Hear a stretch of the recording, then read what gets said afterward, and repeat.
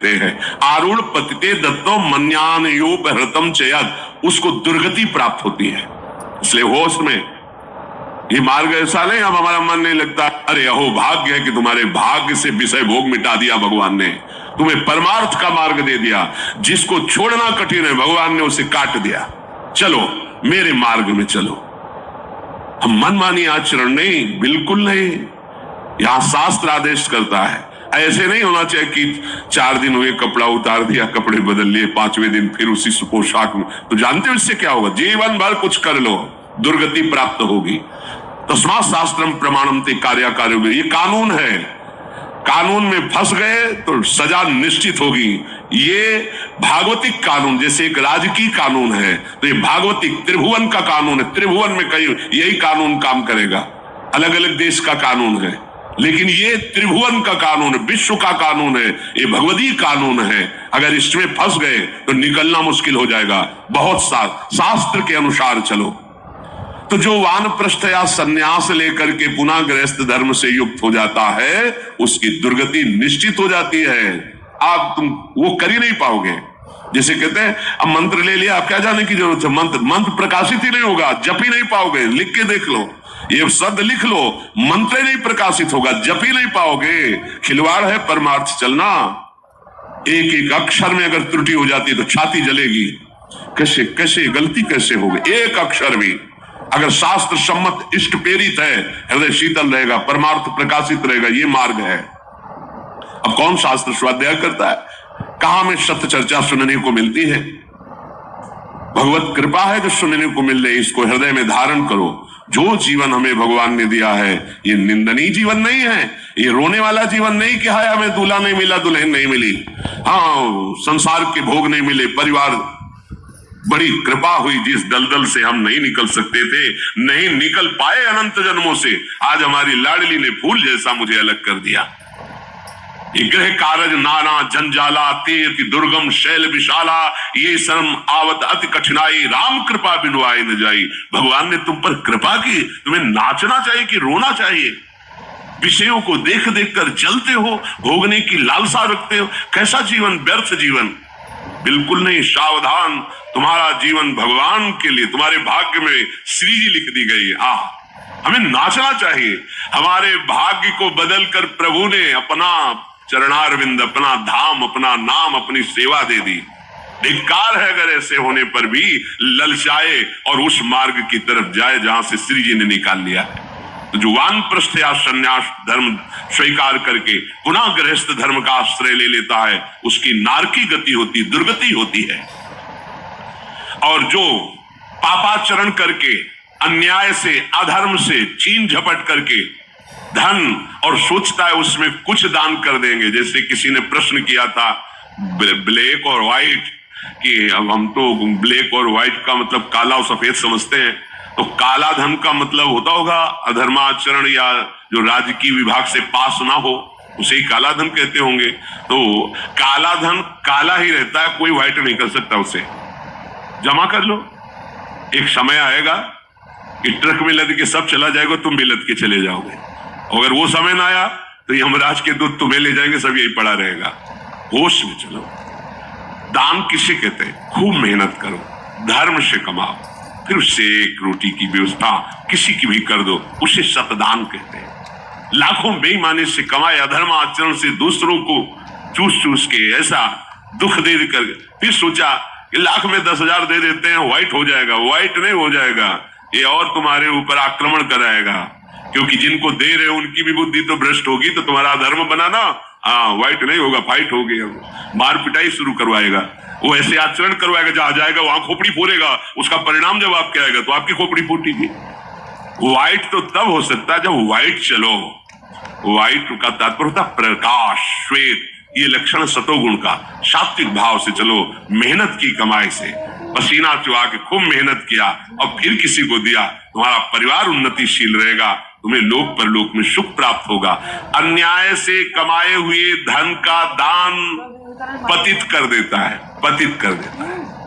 अब इसमें एक उपाय है, मुझे पता नहीं था, प्रमादवश मेरे से गलती हो गई, कभी जीवन में गलती नहीं करूंगा, अब सुधार के लिए करो, हो जाएगा। मुझे पता नहीं था मैंने कभी सुना ही नहीं था, बस यही था कि धन प्राप्त करूं और गलती हो गई। अब मुझे पता चला कि मैंने गलत किया है, तो आप अब लो नशानी अब ना नशे करो, गौ सेवा, संत सेवा, ठाकुर सेवा, गलती कर आगे से नहीं करूंगा। ये एक सूत्र बहुत बढ़िया, अब लो नशानी अब ना नशे, ये सबको पावन कर देता है, सब कुछ पावन कर देता है। पर ये ऐसा नहीं कि हम 100 कमा रहे हैं बेईमानी से तो 10 देते रहेंगे तो 90 व्हाइट होते रहेंगे, ऐसा कदापि कहीं नहीं लिखा। ये शास्त्र है, तस्मात् शास्त्रम प्रमाणन्ते। कई बार लोग प्रश्न करते हैं इस विषय का, ध्यान से सुन लो। अन्याय से कमाया हुआ धन अगर उससे हम दान भी करते हैं तो वो पतित ही करेगा, गिराएगा ही, किसी काम का नहीं है। आगे वर्णन कर रहे हैं, धर्म से कमाया हुआ दान अगर ऐसे को दोगे तो वो भी व्यर्थ हो जाएगा। कैसा? मिथ्यावादी, पापाचरण करने वाला, झूठ बोलता है, पाप आचरण करता है और आप उसे दान कर रहे हैं, बाद में वो पाप करेगा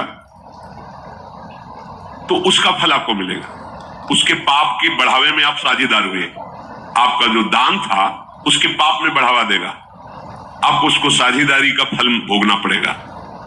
कृतज्ञ, जो दूसरे के किए हुए को उपकार को नहीं मानता, अभिमानी और मदिरा पान करने वाला, अब आपसे पैसा लिया, शराब पिया, गंदे आचरण किए, आप उसके हिस्सेदारी बने। ऐसा थोड़ी दान की कोई मांग रहा है दे दो, बहुत पात्र और अपात्रता का निर्णय करके दिया जाता है। ऐसे नहीं कि मांग रहा है तो देना ही पड़ेगा, नहीं, हमें अधिकार समझ में आवे कि हमारे द्वारा दी हुई धन का सदुपयोग हो रहा है, वहां पात्र देख करके धन आदि का दान किया जाता है। जो पतित हो चुका है, जो अधर्म व्यवसायी है, जो तमोगुण से आवृत रहते हैं और अंदर क्रोध भरा रहता है, अहंकार पूर्वक दान करते मेरा सम्मान हो, ऐसे का दान ही नहीं स्वीकार करना चाहिए। ऐसे का दिया हुआ दान व्यर्थ हो जाता है, उसे निश्चित अन्य योनियों में जाके कष्ट भोगना पड़ता है। तामसी अहंकारी दान करने वाला परिणाम में दुख ही भोगता है। मैंने दिया, ये मैंने बनवाया, ये मैंने किया, ये तमोगुण का लक्षण अहंकार है। श्रेष्ठ मंत्रवेत्ता, सतमार्ग में चलने वालों को दैन्य होकर छुपा कर दान देना, ये उत्तम लोगों की प्राप्ति कराने वाला। देखना है, धर्म से चलता है, हम जो धन देंगे उसका धर्म में प्रयोग होगा। मंत्रवेत्ता है, निरंतर मंत्र का अनुष्ठान करता रहता, पावर है। अगर हमारा धन ऐसी जगह गया तो हमारे पापों का नाश करके उत्तम लोगों की प्राप्ति कराएगा। हे युधिष्ठिर, अब तुम क्या जानना चाहते हो?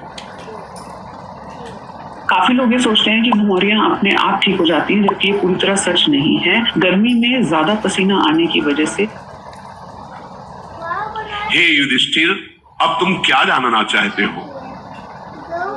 तो वो जो 4 वर्ण है, क्या सभी को दान ग्रहण करना चाहिए या किसी विशेष धर्म पालन करने वाले को ही दान देना चाहिए? इस विषय में मैं जानना चाहता हूं। मार्कंडेय जी ने कहा, राजन, जो साधु, महात्मा या गृहस्थ खूब जप परायण है, सदैव धर्म से चलता है, शास्त्रों का स्वाध्याय और उसके अनुसार आचरण और वेदत्रयमयी नौका में स्वयं बैठकर दूसरों को उतारने की सामर्थ्य रखता है, अर्थात धर्म शास्त्र के अनुसार चल के खूब भजन परायण, खूब साधन परायण है, कहीं कोई पापाचरण नहीं है, ऐसे को यदि दान दिया जाए तो वो तार देता है। ये दान उसको जितने भी अपराध उन सबसे तार देता है। पर दान देने का अधिकार पात्र को देखकर, ऐसा नहीं कि किसी को भी कहीं भी हम केवल यश सुनने के लिए वाहवाही सुनने, वो सब व्यर्थ चला जाता है। ये युधिष्ठिर जो साधुओं को संतुष्ट करता है, उस पर सारे देवता अपने आप संतुष्ट रहते हैं। साधुओं के वचन ही आशीर्वाद हैं, वही लोक परलोक का सुधार कर देते हैं।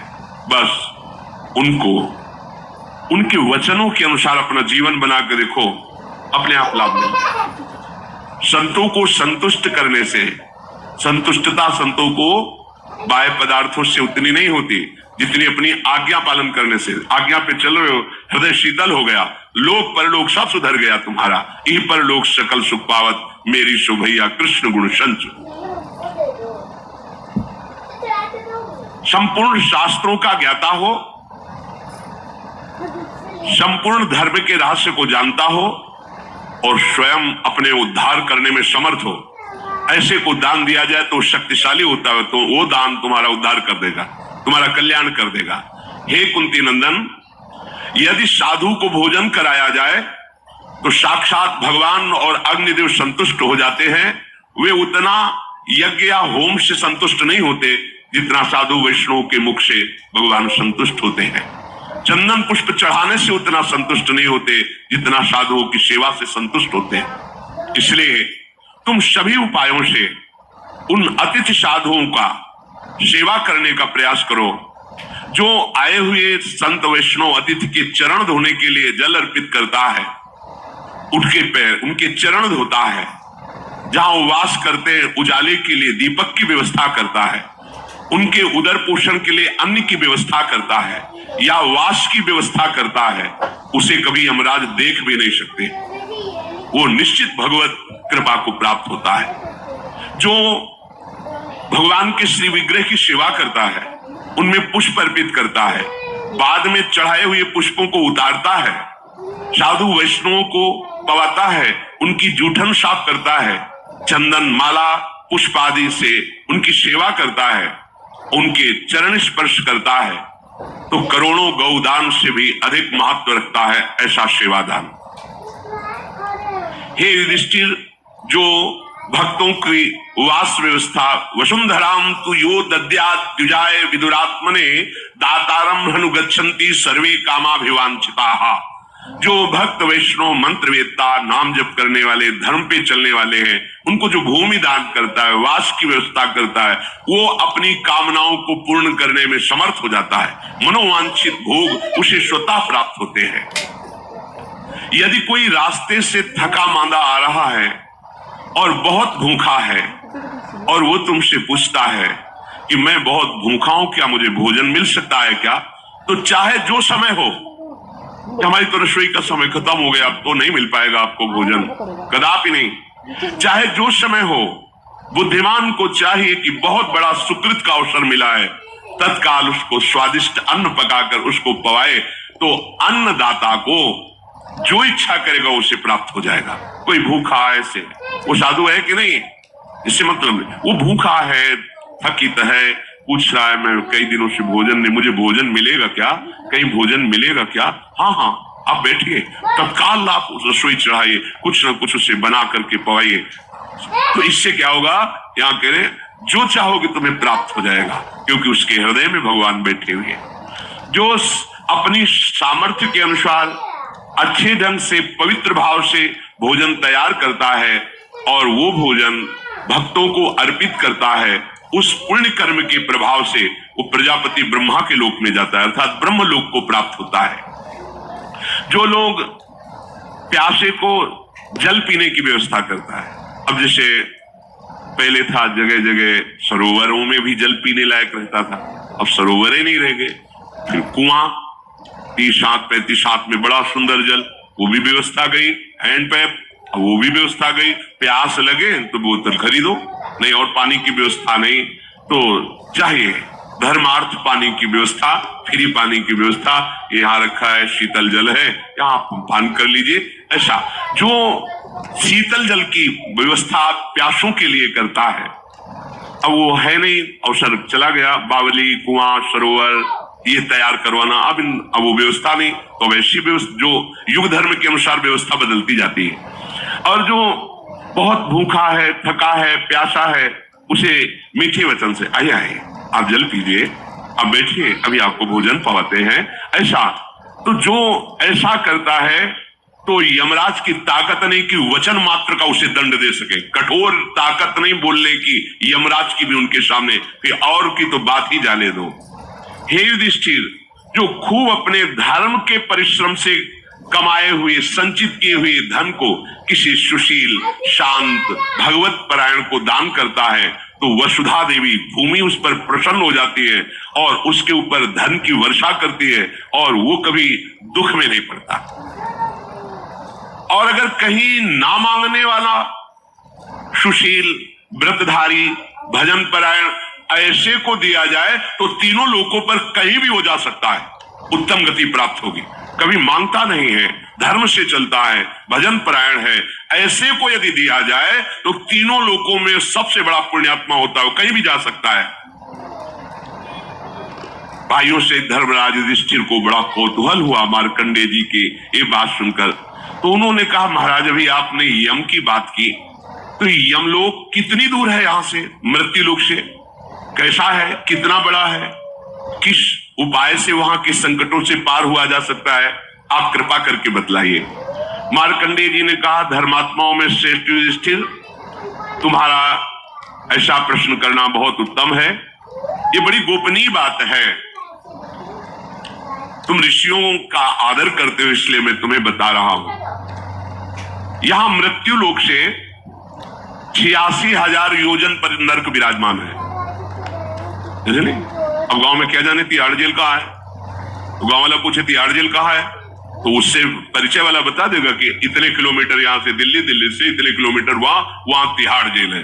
अब ऐसे मार्कंडेय जी कह रहे गुप्त बात है, तुम संतों पर श्रद्धा रखते हो इसलिए मैं तुम्हें बता रहा हूं। यमलोक 86,000 योजन, एक योजन 4 कोश। यमलोक का मार्ग 86,000 योजन है और उस मार्ग में कहीं कोई प्रकाश नहीं, कहीं कोई जल नहीं, कहीं कोई वृक्ष नहीं और आग जैसी तपती हुई भूमि है, केवल आकाश मात्र है। बड़ा भयंकर मार्ग है और कितनी मिनट में इसको तय किया जाता है जानते? 2 घड़ी 48 मिनट और मार पड़ती ऊपर से। 48 मिनट में इतनी दूरी तय की जाती है।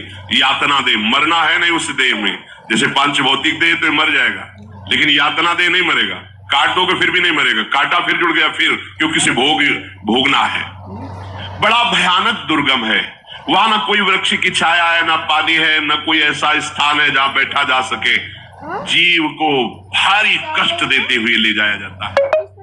यमराज की आज्ञा से भयंकर कष्ट देने वाले, एकदम कठोर स्वभाव वाले, चाहे पुरुष हो या स्त्री हो या बालक हो या बूढ़ा हो, जो यहाँ अपराध किया है उसका दंड भोगने के लिए उस जीव को वहां से ले जाया जाता है। जिन्होंने यहां पादुका दान की है, उत्तम साधन परायण जनों को जो दान किए उनको पादुका दान, तो उनको पादुका मिलेगी उस रास्ते में।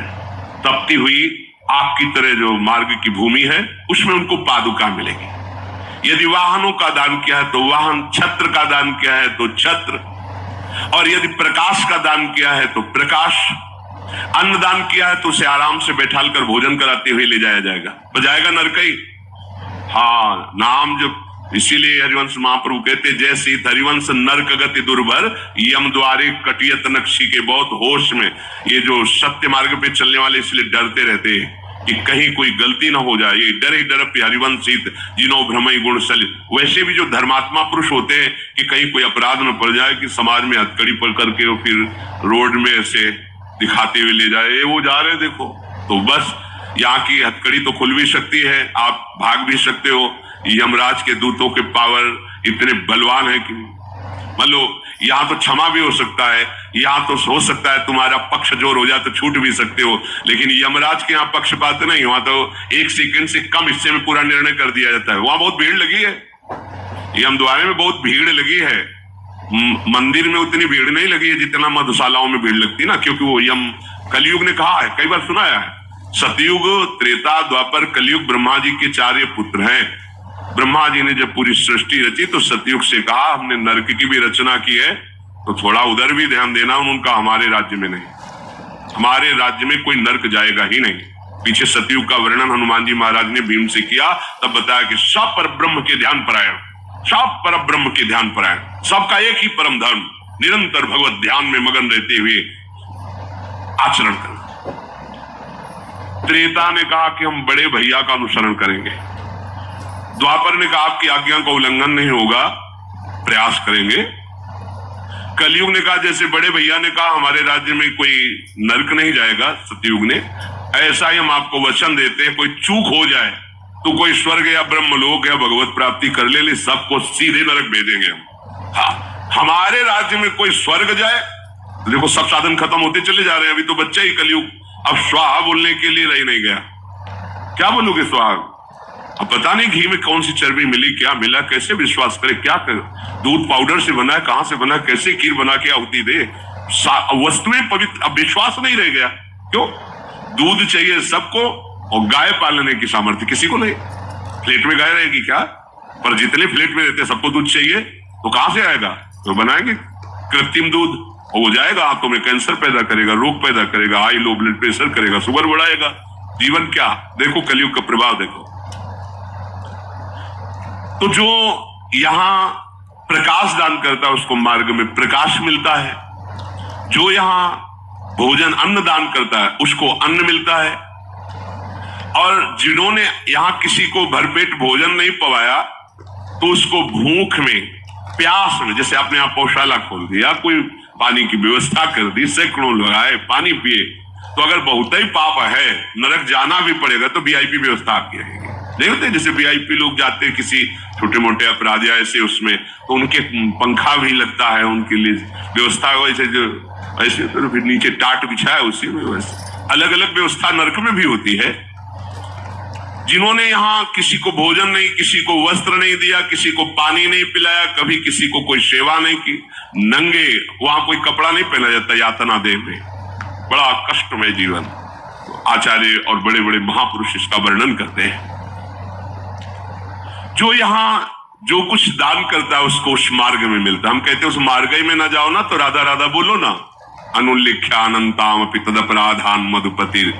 हम वकील अगर बढ़िया हो तो केस विपक्ष का दमदार भी हो ना तो जीतने की संभावना रहती है।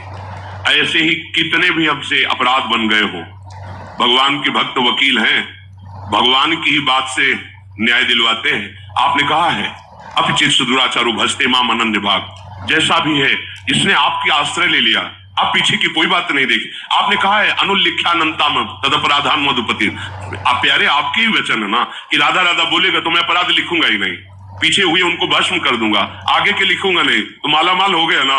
अगर गलती हो जाएगी तो मालिक क्षमा कर देंगे। पॉइंट है, पॉइंट पर न्याय होता है।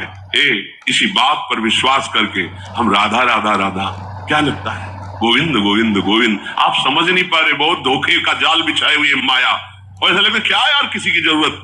होश में खेत में लगी हुई